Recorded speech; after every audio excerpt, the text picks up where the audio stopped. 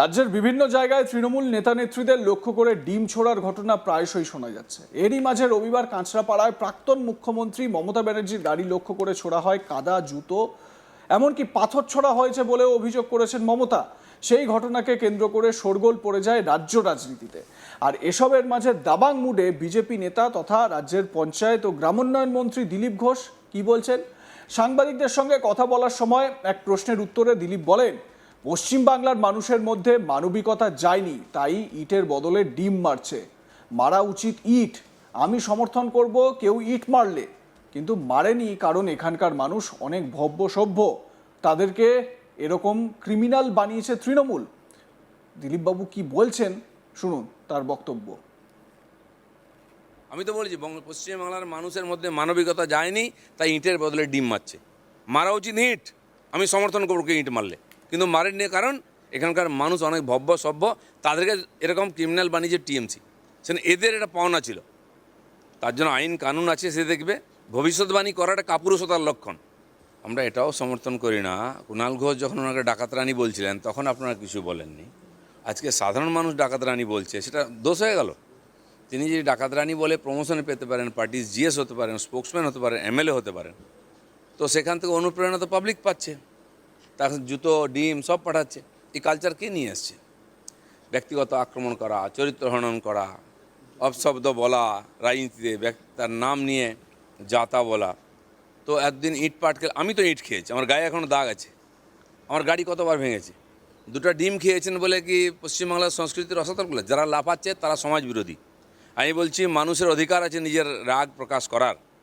Diamond হারবারে আমার দুজন জেলা প্রেসিডেন্টকে তুলে নিয়ে গিয়ে একজনকে শ্রীরামপুরে রাখা হয়েছিল মাসের পর মাস, উকিল, তাকে মারা হয়েছে পুলিশ।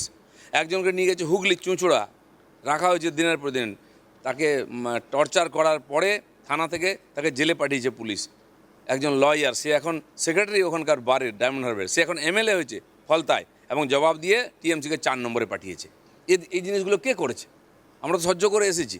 সেখানে যারা হায়তোবা করছে তারা হচ্ছে সবচেয়ে বড় ক্রিমিনাল, যারা টিএমসির অত্যাচার নিয়ে কোনোদিন মুখ খোলেনি, কাপুরুষের দল। আমরা যখন দিনের পর দিন মার খেয়েছি, 250 লোককে, তখন এই মানবতা কোথায় ছিল? ডিমের জন্য প্রাণ যাচ্ছে, এই ডিমের জন্য তো লাইন দিয়ে দোকানের সামনে দাঁড়াও, হরিণঘাটার ডিম চাই বলে, ফ্রিতে খাচ্ছ খাও। যেন এইসব মানবতার কথা বলবেন না, সৌজন্যতার কথা বলবেন না। যারা সমাজ বিরোধী কাজ করেছে তাদের প্রতি সমাজ বিরোধীর মতো ট্রিটমেন্ট করা উচিত।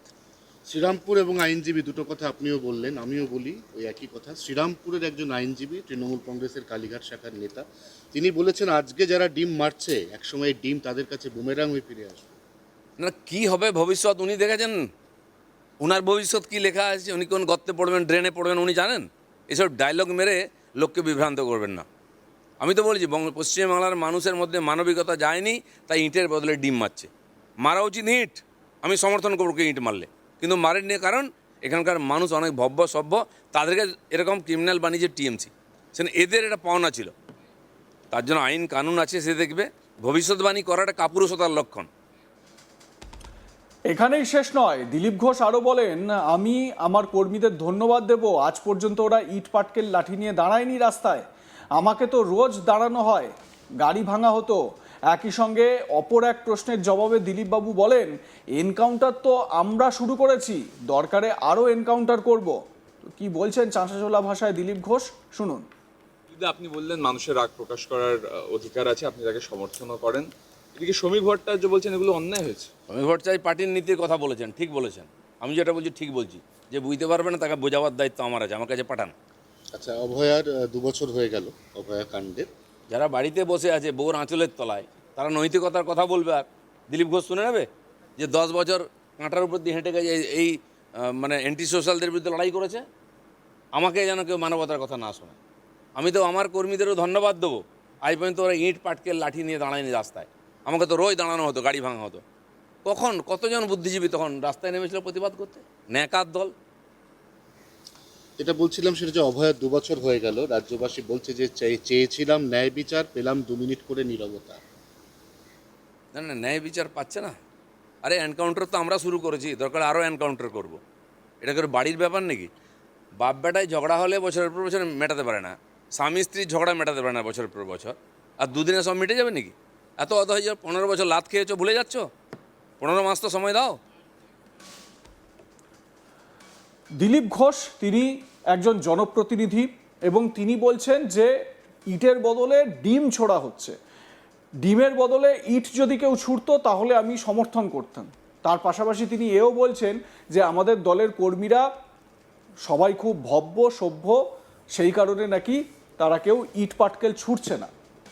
অন্যদিকে মমতা বন্দ্যোপাধ্যায়ের গাড়িতে যে হামলা, সেই হামলার ঘটনায় বিজেপির কেউ জড়িত নন বলে মুখ্যমন্ত্রী শুভেন্দু অধিকারী স্পষ্ট করেছেন। অন্যদিকে এই ঘটনার পরিপ্রেক্ষিতেই অগ্নিমিত্রা পাল তিনি কিন্তু এই হামলার ঘটনার কড়া নিন্দা করেছেন। তিনি বলেছেন যে বিজেপির কালচার এটা নয়। তো বিজেপির অন্দরেই কিন্তু বিভিন্ন রকম মত শোনা যাচ্ছে বিভিন্ন জায়গা থেকে। এবং দিলীপ ঘোষকে যখন শ্রমিক ভট্টাচার্যের বক্তব্য বলা হয় যে শ্রমিক ভট্টাচার্য এই হামলার রাজনীতি মানেন না বা এটা বিজেপির কালচার নয় বলছেন, দিলীপবাবু বলছেন যে শ্রমিক ভট্টাচার্য পার্টি লাইনে বলেছেন, তিনি তার দিক থেকে ঠিক, আবার দিলীপবাবু তার বক্তব্যও ঠিক। এটা কিন্তু বড় একটা কথা তিনি বলতে চেয়েছেন বা বোঝানোর চেষ্টা করেছেন। বরাবরই এইরকম দাবাং মুডে একেবারে অ্যাগ্রেসিভ বক্তব্য রাখেন দিলীপ ঘোষ। তো মমতা বন্দ্যোপাধ্যায়ের গাড়িতে হামলার পরিপ্রেক্ষিতে কি বলেছেন দিলীপবাবু, আরও একবার শুনে নিন চট করে। তো বলেছি পশ্চিমবাংলার মানুষের মধ্যে মানবিকতা যায়নি, তাই ইটের বদলে ডিম মারছে। মারা উচিত ইট, আমি সমর্থন করবো কে ইট মারলে, কিন্তু মারেননি কারণ এখানকার মানুষ অনেক ভব্য সভ্য, তাদেরকে এরকম ক্রিমিনাল বানিয়েছে টিএমসি। সেখানে এদের এটা পাওনা ছিল, তার জন্য আইন কানুন আছে, সে দেখবে। ভবিষ্যৎবাণী করাটা কাপুরুষতার লক্ষণ, আমরা এটাও সমর্থন করি না। কুণাল ঘোষ যখন ওনাকে ডাকাত রানী বলছিলেন তখন আপনারা কিছু বলেননি। আজকে সাধারণ মানুষ ডাকাত রানী বলছে, সেটা দোষ হয়ে গেল। তিনি যদি ডাকাত রানী বলে প্রমোশনে পেতে পারেন, পার্টির জিএস হতে পারেন, স্পোক্সম্যান হতে পারেন, এমএলএ হতে পারেন, তো সেখান থেকে অনুপ্রেরণা তো পাবলিক পাচ্ছে, তার জুতো ডিম সব পাঠাচ্ছে। এই কালচার কে নিয়ে এসছে? ব্যক্তিগত আক্রমণ করা, চরিত্র হনন করা, অপশব্দ বলা, রাজনীতিতে তার নাম নিয়ে যাতা বলা। তো একদিন ইট পাটকেল, আমি তো ইট খেয়েছি, আমার গায়ে এখনও দাগ আছে, আমার গাড়ি কতবার ভেঙেছে। দুটো ডিম খেয়েছেন বলে কি পশ্চিমবাংলার সংস্কৃতির রসাতল করলে? যারা লাফাচ্ছে তারা সমাজ বিরোধী। আমি বলছি মানুষের অধিকার আছে নিজের রাগ প্রকাশ করার। ডায়মন্ড হারবারে আমার দুজন জেলা প্রেসিডেন্টকে তুলে নিয়ে গিয়ে একজনকে শ্রীরামপুরে রাখা হয়েছিল মাসের পর মাস, উকিল, তাকে মারা হয়েছে পুলিশ। একজনকে নিয়ে গেছে হুগলি চুঁচুড়া, রাখা হয়েছে দিনের পর দিন, তাকে টর্চার করার পরে থানা থেকে তাকে জেলে পাঠিয়েছে পুলিশ। একজন লয়ার, সে এখন সেক্রেটারি ওখানকার বারের ডায়মন্ড হারবারের, সে এখন এমএলএ হয়েছে ফলতায়, এবং জবাব দিয়ে টিএমসিকে 4 নম্বরে পাঠিয়েছে। এই জিনিসগুলো কে করেছে? আমরা তো সহ্য করে এসেছি। সেখানে যারা হাই তোবা করছে তারা হচ্ছে সবচেয়ে বড় ক্রিমিনাল, যারা টিএমসির অত্যাচার নিয়ে কোনোদিন মুখ খোলেনি, কাপুরুষের দল। আপনাদের মতামত কি এ বিষয়ে জানাতে থাকুন, দেখতে থাকুন আজ তাক বাংলা।